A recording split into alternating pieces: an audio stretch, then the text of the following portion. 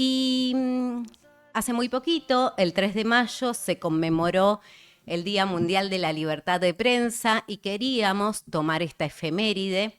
No le vamos a sacar el lugar a Cande, que después hace las efemérides, pero bueno, queríamos tomar esta fecha para hablar un poquito de la situación actual de prensa en el país. Pero primero vamos a adentrarnos en por qué se conmemora este día. El 3 de mayo fue proclamado como el Día Mundial de la Libertad de Prensa en el año 1993 por la Asamblea General de las Naciones Unidas, siguiendo precisamente la recomendación de la Conferencia General de la UNESCO, y esta fecha se eligió para que coincidiera con el aniversario de la Declaración de Windhoek, espero haberlo pronunciado bien, en la cual los representantes de medios de comunicación africanos que participaban en un seminario organizado por la UNESCO en la capital de Namibia elaboraron un documento donde se recogían los principios de la libertad de prensa. Y en el contexto actual en el que estamos, fundamentalmente en nuestro país, pero que esto también se replica en otros países, la libertad de prensa está en un momento crucial. Y venimos de un hecho histórico en nuestro país, como es que se cerrara la sala de prensa de la Casa Rosada, un hecho inédito que ni siquiera en épocas de dictadura había sucedido. Con toda la censura que había en la época de la dictadura, pero aún así, ni siquiera en ese momento se cerró la sala. Perdón, me puse, bueno, incluso hasta recién, pero revisaba algún antecedente y del regreso de bueno, en dictadura y desde el regreso de la democracia para acá, nunca había pasado esto. Repito, hasta recién incluso chequeándolo a ver si había habido algún evento, alguna cuestión particular y no. Así que podemos decir que por primera vez la sala de prensa estuvo cerrada. Así es. Casi 2 semanas en las que estuvo cerrada. Finalmente el día lunes volvió a abrir, pero con una serie de restricciones. Lista, por ejemplo, una lista con nombres y apellidos y los medios de comunicación que podían estar allí. A algunos periodistas y medios no se les permitió el acceso. Había también una puerta de ingreso paralela para la prensa con doble detección de metales. Prohibición de circular por los pasillos, que esto fue algo común en las últimas conferencias donde se le prohibía a los periodistas circular por allí. Y bueno, distintas limitaciones en esta reapertura de la sala de prensa que, como decíamos, ocurrió el día lunes. Pero tenemos muchísimo material para compartir con ustedes y a propósito de esto, ya que estamos hablando de la reapertura de la sala de prensa, vamos a compartir un fragmento, y te pido, Facu, ya el primer video, que es un fragmento de lo que compartía, las palabras que compartía Manuel Adorni el día lunes. Desde el primer día, este gobierno ha abierto las puertas de la Casa Rosada al periodismo. Después de una semana de evaluación, Casa Militar, en conjunto con la Secretaría de Comunicación y Medios, adoptó un nuevo protocolo para evitar acciones como las ya señaladas. Estamos plenamente a favor de la libertad de prensa y somos el gobierno que más la ha impulsado. Pero no vamos a permitir de ninguna manera que detrás de ella se cometan actos que pongan en riesgo la seguridad nacional. ¿Estamos a favor de la libertad de prensa? ¿Somos el gobierno que más la ha promulgado? Chicos, me parece que hay algo que no condice. Igual hay un punto en el cual nos debemos detener y relacionar con lo que veníamos conversando programas anteriores sobre la política de seguridad. En su última oración, lo que expresa Adorni es el tema de que no se ponga en riesgo la seguridad nacional. Y ya vimos cuál ha sido las leyes que ha promulgado este gobierno y cuál ha sido la concepción que tiene de qué es y quiénes son quienes ponen en riesgo la seguridad nacional. Por eso, en la medida que vamos desarrollando y analizando distintos temas, intentamos dar cuenta cómo se van enhebrando para también seguir analizando de manera precisa cuáles son las lógicas del gobierno nacional, en este caso, provincial cuando también hacemos el abordaje, que también hay algo para el día de hoy. Bueno, a ver, ¿qué pone en riesgo la seguridad nacional según las leyes que ha promovido la gestión de la Libertad Avanza? Manifestaciones, agrupaciones de personas que reclaman, en eso la promulgación de la ley antimafia, de la ley antiterrorista y un plan de seguridad nacional, motivo por el cual el colectivo de periodistas ha sido perseguido. El año pasado recordábamos lo que había sido el caso de Hugo Alconada Mon, luego de que revelara de que se trataba parte de ese plan de inteligencia nacional. Y lo que revelaba el periodista es que apuntaba a opiniones que podían ser que dejaba el arco abierto a que se interpretara, que lo podían decir periodistas o gente del espectro público, que erosionaran, así como escuchan, que erosionaran la confianza del gobierno. Bueno, entonces, cuando uno va armando el rompecabezas de atrás para adelante, bueno, cuando un funcionario te dice que no se ponga en riesgo la seguridad nacional, luego de haber cerrado la sala de prensa, bueno, es como para continuar indagando y analizando con precisión a qué es a lo que apuntan y cuáles son los conceptos y las políticas que vienen manejando en torno a eso. Una sala de prensa que no podemos dejar de mencionar se cierra en el medio de una investigación judicial, precisamente hacia la figura de Manuel Adorni por la figura de enriquecimiento ilícito y para que dé explicaciones ante la justicia de, por un lado, bueno, con qué dinero financió distintos viajes y con qué dinero accedió a distintas propiedades. En este contexto es que se da el cierre de la sala de prensa. No podemos dejar de mencionarlo, por supuesto. Pero también nos queremos ir a un archivo, porque bueno, fueron distintas las situaciones en las que tanto Manuel Adorni como distintos funcionarios del gobierno nacional han atacado a la prensa, han tenido una actitud hostil. Y en este contexto veíamos circulaba hace unos días un fragmento, un archivo de cuando Manuel Adorni abría las conferencias de prensa y cuál fue su primer actitud hacia los periodistas presentes. Lo compartimos y lo analizamos. Bueno, muy buenos días a todos, bienvenidos. ¿Cuánta gente? No esperaba tamaña repercusión. Así que bueno, muchísimas gracias por estar acá. Ante todo me presento, para quienes todavía no me conocen, mi nombre es Manuel Adorni. Siendo una persona de los medios, el respeto por el periodismo, el respeto por cada uno de ustedes y el respeto por la libre opinión para mí son innegociables. Así que acá, en esta sala donde nos encontremos, se van a encontrar con una vocería abierta, con una vocería con diálogo y con una vocería que va a estar compartiendo cada día con ustedes y por supuesto con cada uno de los argentinos. ¿Dónde quedó el diálogo?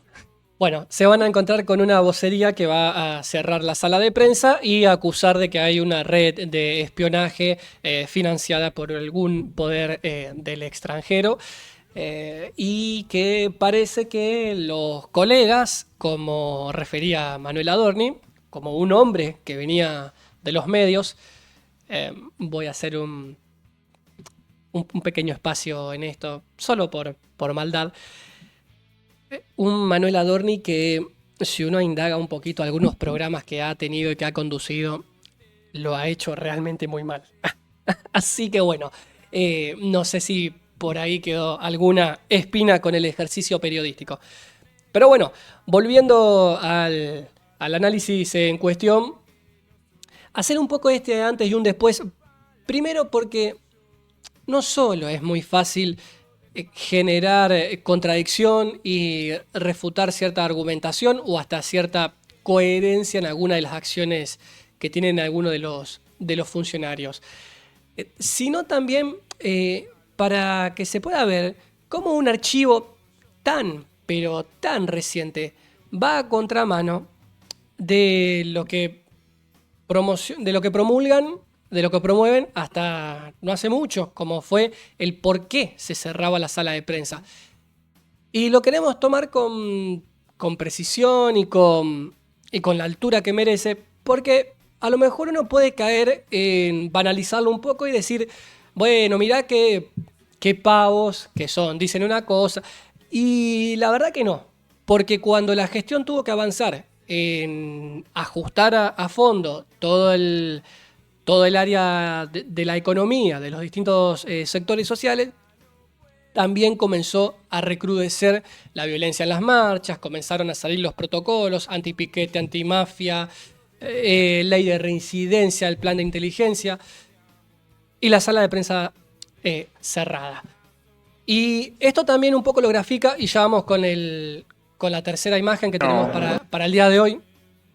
Un relevamiento que hizo FOPEA, como para que vean distintas fuentes que hemos ido indagando, que es una estadística que pertenece a fines del año 2025, que lo que muestra este relevamiento es que el año pasado, bueno, naturalmente está en curso, que destaca, 2025 fue el año de mayor cantidad de ataques desde la creación de este monitoreo, bueno, en el 2008. Se registraron 278 casos, 99 más que en 2024.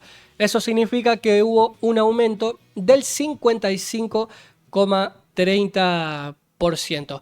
Y esto, que es también lo interesante de cómo lo disecciona el análisis de este relevamiento, hay agresiones físicas, agresiones digitales, pero también un ejercicio de lógica persecutoria, de una hostilidad desde las más altas esferas del poder, del Estado, que lo que promueven es la autocensura del periodista. Entonces ya no está ese Estado como uno lo puede imaginar que va y te amenaza, sino que también está la autocensura frente a toda la batería de castigo y de reprimendas que presenta el Estado Nacional.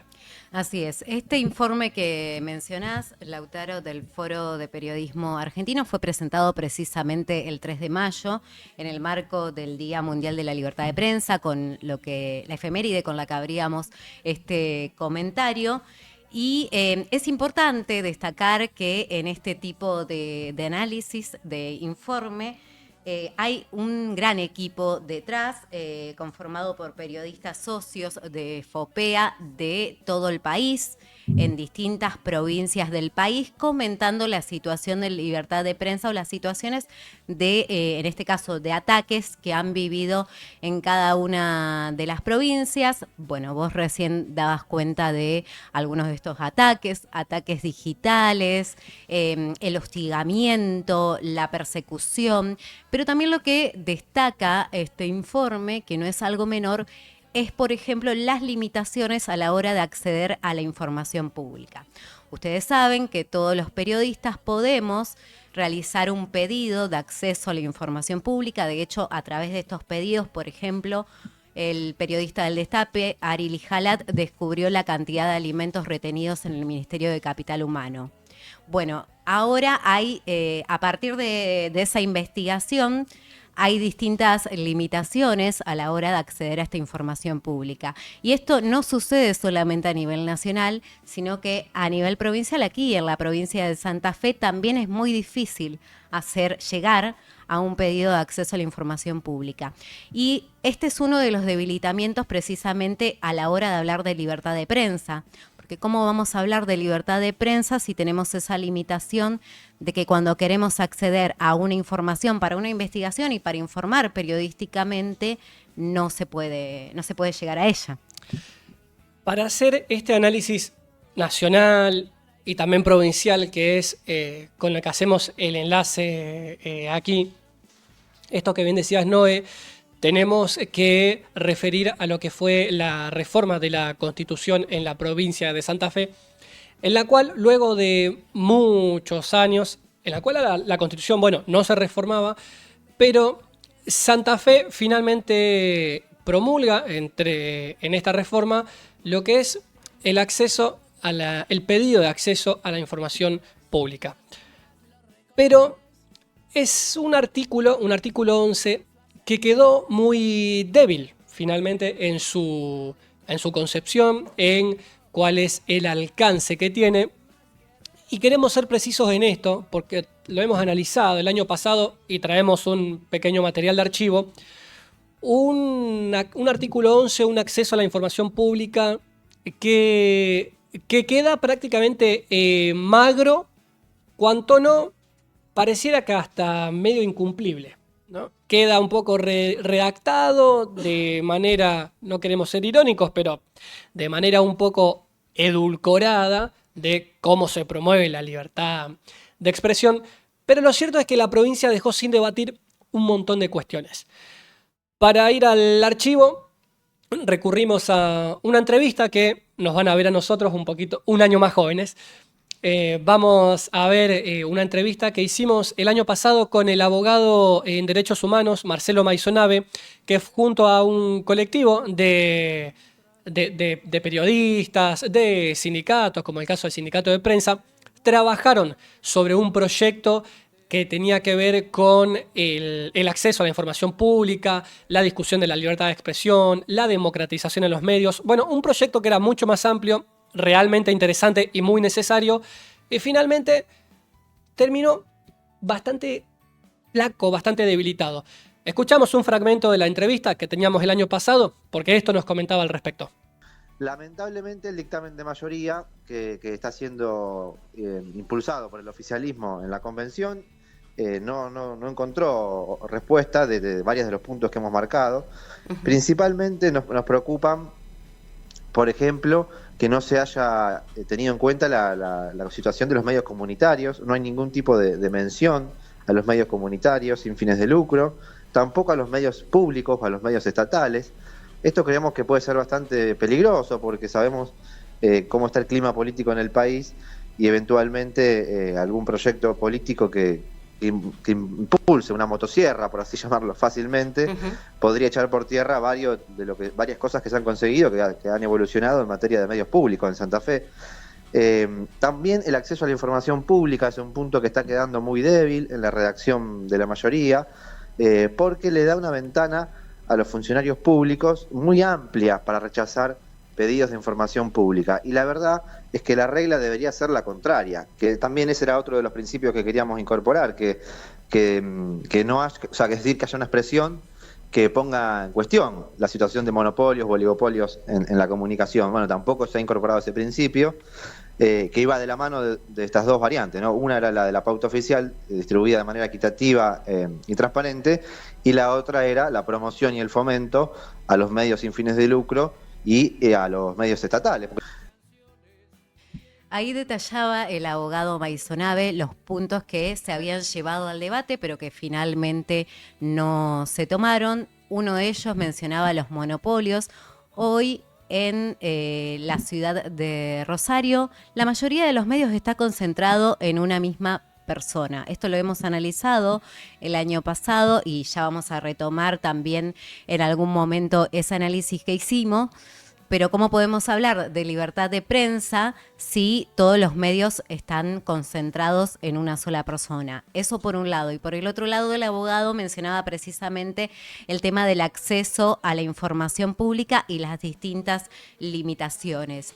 Pero para continuar con este análisis, quienes también se expresaron en el marco del Día Mundial de la Libertad de Prensa es el Sindicato de Prensa de Rosario, que publicó distintas placas en sus redes sociales y estamos viendo en pantalla una de ellas que habla precisamente de la censura en la ciudad y la región.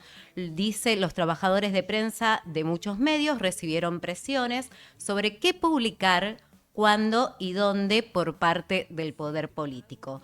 Varios periodistas fueron agredidos durante las coberturas por la falta de intervención de las fuerzas policiales o por su propia acción directa. Estos son algunos de los hechos que se fueron denunciando desde el Sindicato de Prensa de Rosario, que de hecho si siguen las redes habrán visto las distintas coberturas y denuncias respectivas que se hicieron. Y de esta manera no se puede ejercer libremente nuestra profesión. ¿Por qué? Porque hay una agresión detrás, porque hay temas que desde la provincia, desde la ciudad, no quieren que se toquen. Hay también algunos llamados de atención, vamos a decirlo de esa manera, cuando se publica algo que no agrada, que al poder político no agrada. Por eso nos parece importante, volvemos a repetir, tomamos esta fecha, Día Mundial de la Libertad de Prensa, para ver, ¿realmente hay una libertad de prensa? ¿Realmente hay un ejercicio periodístico que se pueda hacer con libertad? Bueno, estamos complicados, creo, desde todos los ámbitos, nacional, provincial y municipal. Bueno, para ponerle nombre y apellido al hombre que, por lo menos en esta región, concentra esa cantidad de medios, hablamos de Gustavo Scaglione, de quien hemos hecho un análisis el año pasado y lo vamos a continuar haciendo, y vamos a continuar haciendo periodismo y vamos a seguir investigando para poner nombre, para poner números, para poner estadística a la cuestión.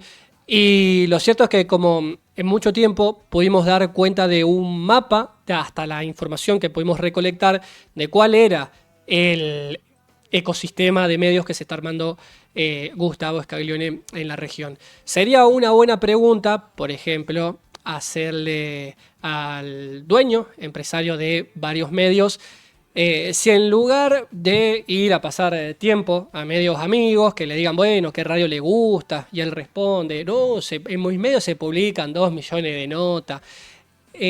La cantidad no es calidad periodística. Una pregunta puntual sería, señor Gustavo Scaglione, ¿usted ha acompañado la derogación del Estatuto del Periodista? Sería muy interesante saber cuál es la respuesta de alguien que tiene en su poder una cantidad de medios.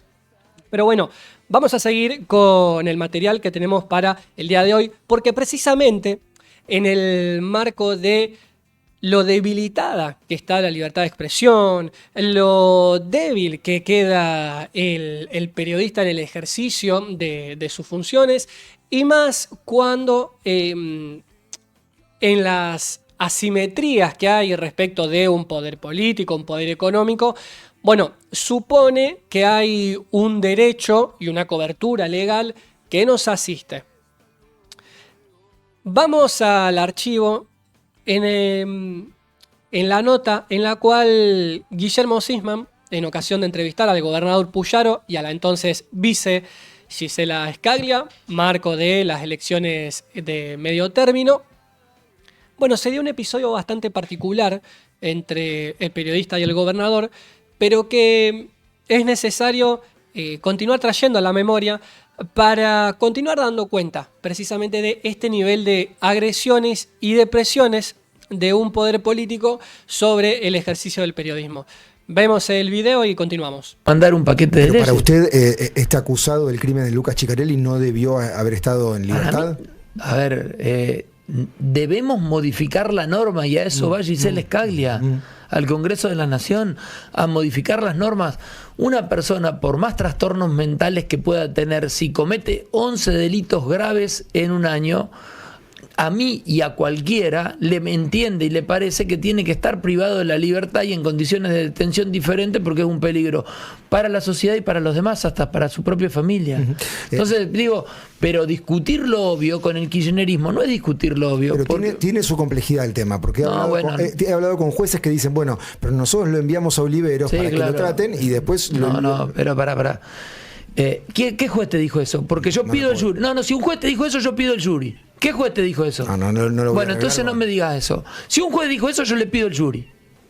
No, es una conversación en privado que mantuve con un magistrado que no lo puedo revelar. Vicegobernadora, ¿cómo está la relación con la docencia? Mandar un paquete de... Bien.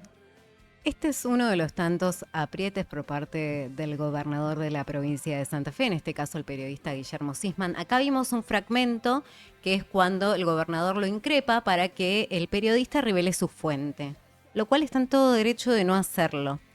Pero más allá de eso, esta situación, este hostigamiento continuó después. Acá compartimos un fragmento, pero luego cuando termina la nota se ve la imagen detrás de cómo el gobernador, en una simetría de poder, le gritaba al periodista y bueno, le seguía pidiendo explicaciones. Este es uno de los tantos casos. Este caso también fue denunciado por el Sindicato de Prensa de Rosario, entre tantos otros. Pero es un poco, es uno de los ejemplos que grafica un poco la situación que estamos contando. Perdón, vamos a darle una pequeña clase de periodismo al gobernador, porque a lo mejor, como no participó de una cantidad de comisiones, a lo mejor no está al tanto de que exista el secreto de fuentes. Claro. Entonces, o capaz que sí está al tanto. Pero bueno, escuchábamos antes a Maisonave respecto de cómo quedaba el artículo 11 y claro, queda un artículo de limitar el acceso a la información pública en el cual los funcionarios dan una cantidad de piruetas y no te dan la información o te la van pateando para adelante. Así que bueno, le explicamos al gobernador que existe el secreto de fuentes, aunque grite y patalee. Así es. Y otra de las limitaciones hacia la prensa por parte del gobierno provincial y también por el gobierno nacional es la limitación a la hora de acceder a la pauta oficial. Esto también lo mencionaba Maisonave en la entrevista el año pasado. Ustedes saben, hay muchísimas radios que hoy dependen pura y exclusivamente de la pauta publicitaria, fundamentalmente las radios comunitarias, las radios más pequeñas, ya que los medios grandes, los medios masivos de comunicación, por llamarlos de alguna manera, tienen también otros ingresos desde empresas o desde distintos sectores. Bueno, en este caso los medios comunitarios en su mayoría dependen de esta pauta oficial. Y quien hizo una investigación y expuso los números sobre precisamente los datos que la provincia invertía en pauta fue el diputado provincial del Frente Amplio por la Soberanía, Carlos Delfrade, que expuso a finales del año pasado el presupuesto 2026 que se iba a destinar a publicidad gubernamental, que era incluso mayor que el presupuesto a cultura y ambiente. Y te pido, bueno, ahí ya tenemos la imagen en pantalla. Esto es una publicación de las redes del propio Carlos Delfrade, el gobierno de Puyaro, 122 millones de pesos diarios en propaganda. El un presupuesto, poquito. Un poquito, sí. Un poquito. 122 millones de pesos, gente, ¿escucharon bien? Por día.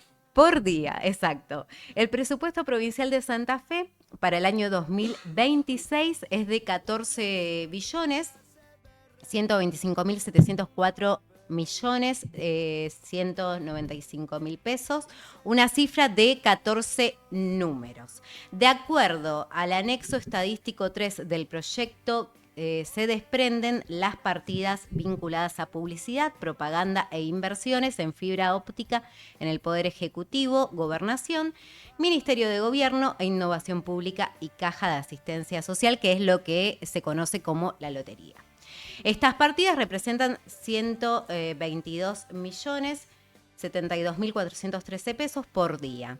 Mucho más que el presupuesto total, afirma Carlos Delfrade, del Ministerio de Cultura y de lo destinado para el Ministerio de Ambiente y Cambio Climático. Uno dice, uy, con esas cifras de aporte, todos los medios en la ciudad en la provincia tendrían que estar espectacular. Bueno, no es así porque precisamente esta pauta no es distribuida de manera equitativa y es una forma de silenciamiento.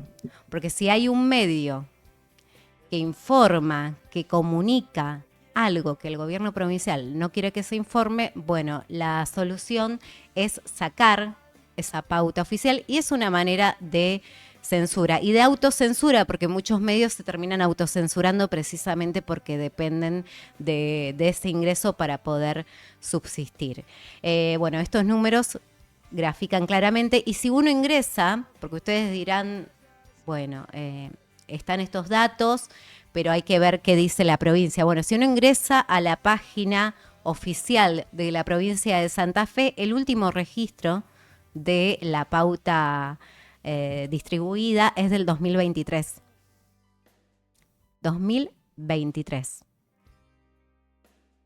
Después no hay datos. No hay datos.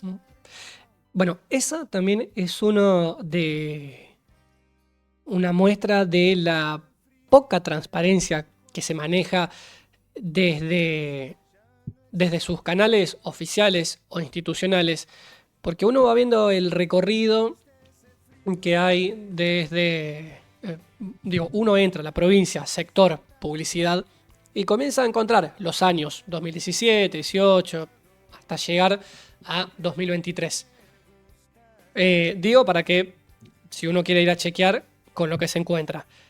Abre las solapas del año correspondiente, se encuentra con una cantidad de PDFs para descargar, y ahí va a ver que lo que se rinde ahí son gastos de pauta, de publicidad, de esto y lo otro. Y tenía un cuadrito de Excel en el cual estaban las cifras destinados a todos los medios que habían accedido a ella y cuánto se les había repartido. Último dato oficial, diciembre del 2023. Entonces, tenemos que ir a otra fuente, en este caso, la de un diputado, que casualmente también es periodista, que luego de analizar el presupuesto 2026, porque ya si no le mandan a la Cámara de Diputados el presupuesto, bueno, ya hablaríamos de un escándalo mayúsculo, pero tenemos que esperar que un diputado que recibe el proyecto y que tiene este ejercicio periodístico de hacer un análisis y subirlo para compartir esta información, recién ahí podemos dar cuenta de algo. Pero si es por boca oficial y por canal institucional, no hay registro, no hay balances desde la gestión saliente de cuánto se invierte en publicidad y en pauta publicitaria. No la hay. Bueno, pequeñas irregularidades. Pero también, ¿cómo puede haber un correcto o un libre ejercicio o un pleno ejercicio de la libertad de expresión, de la democracia informativa, cuando, y ya te pido, Facu, la imagen número 9, cuando la concentración de medios es tan grande, y ahí nos vamos con una imagen que hace un relevamiento que hace la Fundación Gabo, cuando la calidad informativa, esto es un relevamiento a nivel continental, y acá nos anclamos particularmente en la provincia de Santa Fe. Un relevamiento hecho al año 2025, que lo que muestra es que, acorde a la escala de colores, un color naranja para lo que representa un desierto informativo, es decir, poca posibilidad de poder ejercer bien la profesión, un semidesierto, luego un semibosque que ya supone que hay algo de condiciones, y un bosque informativo. Óptimas y plenas condiciones para el ejercicio de la labor. Bueno, de bosque informativo en la provincia de Santa Fe tenemos 2 lugarcitos. Mayormente vamos entre desierto y semidesierto informativo. Esto significa, traducido, precarización laboral, que hay una concentración de la pauta en muy pocos medios, que los periodistas, no nos vamos a volar mucho con el análisis, pero que los periodistas no están registrados o en condiciones óptimas, y ahí también saltamos con otro indicador como es el pluriempleo. Así se va degradando también la posibilidad de ejercer el periodismo, y en el rol que le compete al Estado, bueno, no solo que no asiste de la mejor manera, sino que también el gobernador tiene expresiones como la que acabamos de ver en el video. Y todo esto, como decías, en un contexto de precarización laboral, donde la mayoría de los periodistas hoy trabaja bajo la figura del monotributo, entonces tiene que facturar por lo que trabaja. Y en el caso de muchos periodistas, trabajan redactando notas. Y a veces ese redactar notas se hace mucho más complejo cuando uno quiere investigar temas que al poder político no le gusta. Y estamos hablando del sueldo, del trabajo de los y las periodistas, cada vez más cercenado. Y cada vez, por eso recién hablábamos de la censura y de la autocensura. Volvemos a repetir, hay muchos medios comunitarios que hoy dependen en gran medida de la pauta publicitaria. Que hay una pauta publicitaria que se tendría que distribuir de manera transparente, como bien decías recién, Lau, y distribuirla equitativamente. Bueno, eso hoy en la provincia de Santa Fe no está ocurriendo. Ni hablar a nivel nacional, que ya prácticamente no existe. Mientras tanto, hay un ataque continuo a los periodistas, a los comunicadores, en todos los ámbitos. Hoy recrudece, por supuesto, a nivel nacional y por eso comenzábamos este análisis hablando de los distintos ataques. El más brutal de ello, que no lo mencionamos, fue el ataque al fotoreportero Pablo Grillo, que se sigue recuperando, pero que tiene una recuperación muy larga por delante, y que eso fue gracias a las políticas de Javier Milei, por un lado, y en ese entonces de la ministra de Seguridad, Patricia Bullrich, hoy senadora. No nos olvidemos de eso, porque ellos son responsables, al igual que el gendarme que disparó esa bala. Y que ese gendarme, bueno, ahora va a ir a juicio. Y tenemos que comentar y celebrar que, por suerte, Pablo Grillo se recupera de manera favorable, que de hecho va a estar presentando una muestra por estos días, pero no nos olvidemos de que la vida de Pablo Grillo estuvo en riesgo.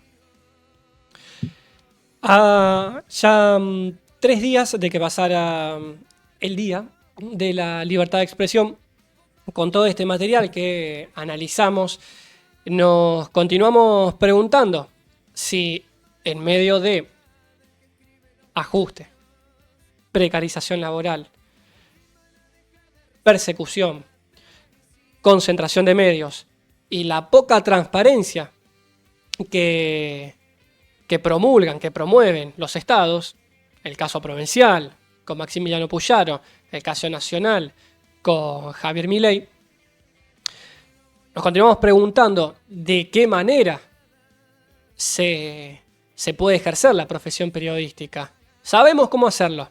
Ahora, ¿cuáles son las formas? ¿Cuáles son las condiciones que se nos ofrecen?